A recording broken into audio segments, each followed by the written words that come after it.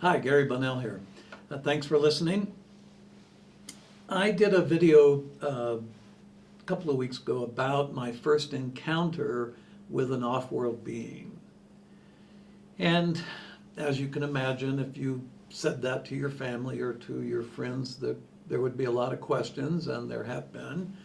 And just looking at my screen here and some of the private messaging I'm getting is centered around the encounter that I had, that first encounter.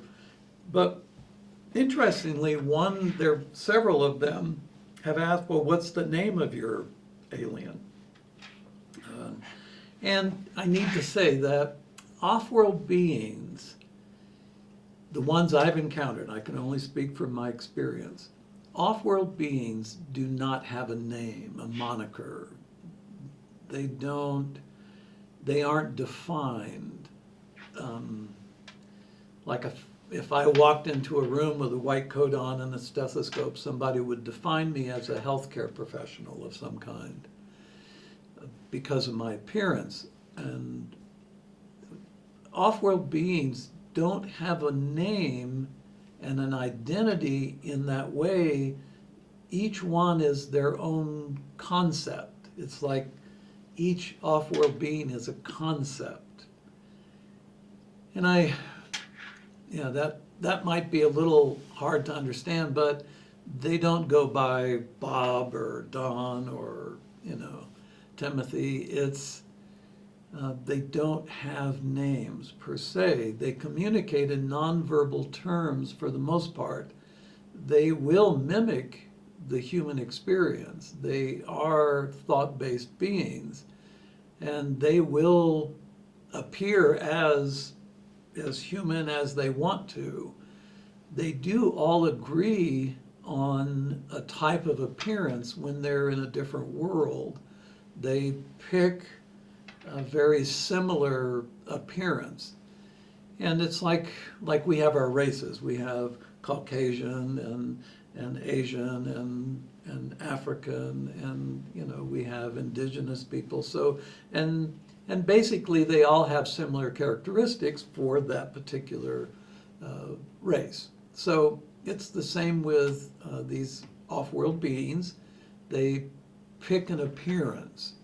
Now, some people have said that the men in black, those guys who seem to show up when somebody has a big experience, they show up and want to interview that person, and they both look the same. They have the same suits, the same face, the same expressions. That's not exactly it. And off-world beings don't have an identity in that way. They are part of a collective mind that each one gives their experience through their senses that they're using as part of their ability to collect information on the reality that they are in. And when I've encountered 3 off-world beings. My first one was almost like a religious-based experience, the Shinto type experience, where when I was with that being, I felt this overwhelming connectivity to Earth and to the harmony that could exist within the experience of humanity. And if you saw that being, you would have thought, well, it's probably a priest, has that look. So my second encounter wasn't so much that. My second encounter was basically in an evening meditation class. That being sat behind me and only connected with me mentally, asked me not to acknowledge their presence physically, did not want to bring attention to a conversation we might be having. And that was because,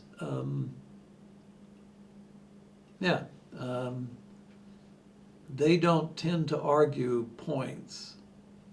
They don't have concepts that they need to have a greater discovery in. So my third experience, oh boy, how do I tell you about that? I've been going out of body since I was a kid through my stepfather beat me pretty badly, and it pushed me out of my spirit out of my body. And I've been going out of body ever since that period. And I have encountered a lot of beings in adjacent realms. And in the astrals, the lower astrals, middle and upper astrals, the causal crowd. I know that sounds weird, but one of themselves refers to themselves that way, part of the causal crowd. And that encounter was mind-blowing because it gave me a glimpse into how all adjacencies are interconnected.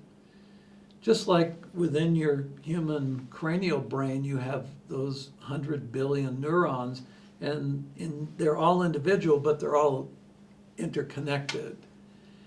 And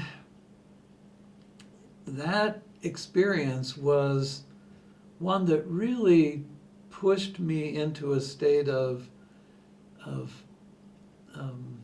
not wanting to follow any of the previous examples of spiritual discovery through teaching or writing.